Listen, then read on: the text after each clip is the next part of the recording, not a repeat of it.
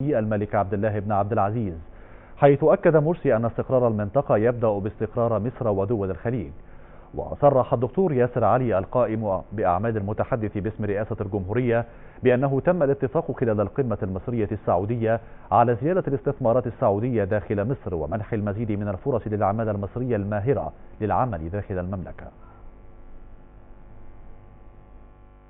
في إطار العلاقات التاريخية القوية بين مصر والمملكة العربية السعودية، جاءت زيارة الدكتور محمد مرسي رئيس الجمهورية للمملكة كأول زيارة خارجية له منذ تقلده مهام منصب الرئاسة. يعني هذه الحقيقة أول زيارة لي خارج مصر، وكنت حريص أن تكون في المملكة العربية السعودية مهبط الوحي ويعني جامعة القلوب لنا جميعا، وما دار بيننا من حديث وما جرى بيننا من حوار كله لصالح المنطقة هذه واستقرارها ولصالح الشعبين المصري والسعودي.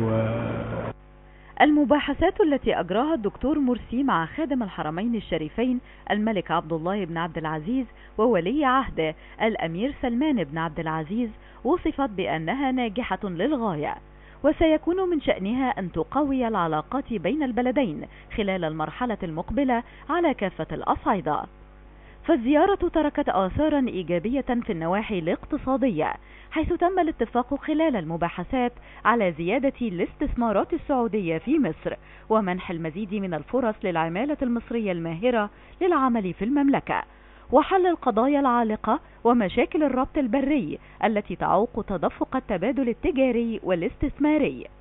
المباحثات بين الرئيس مرسي وولي العهد السعودي الأمير سلمان عبد الله بن عبد العزيز تناولت أيضا مجموعة من القضايا الخاصة بتسهيل قضايا الحج والعمرة للمصريين وقضايا العمل العربي المشترك ومواجهة الأخطار المحيطة بالأمة العربية، كما تم الاتفاق على دعم العمل العربي المشترك بشكل كبير وتفعيل دور جامعة الدول العربية في هذا الجانب.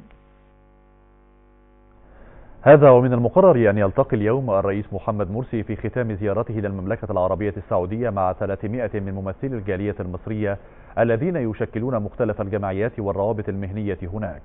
وفي غضون ذلك أكد السيد محمد كامل عمرو وزير الخارجية أن العلاقات بين مصر والمملكة العربية السعودية سوف تشهد خلال المرحلة القادمة مزيدا من التطور والنمو والازدهار بعد الثورة.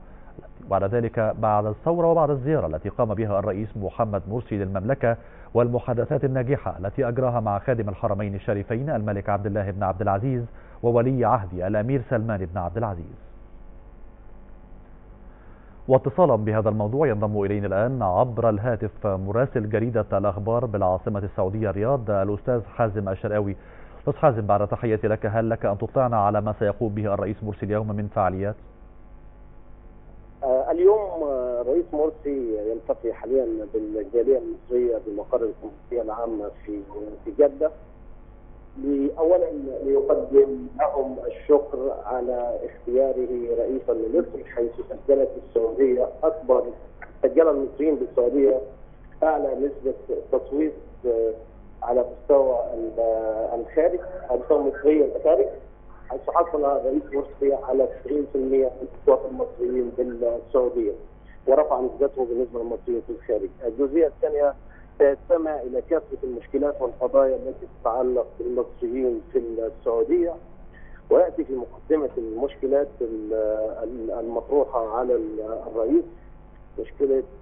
الاسراع بانشاء الهيئه العليا لرعايه المصريين في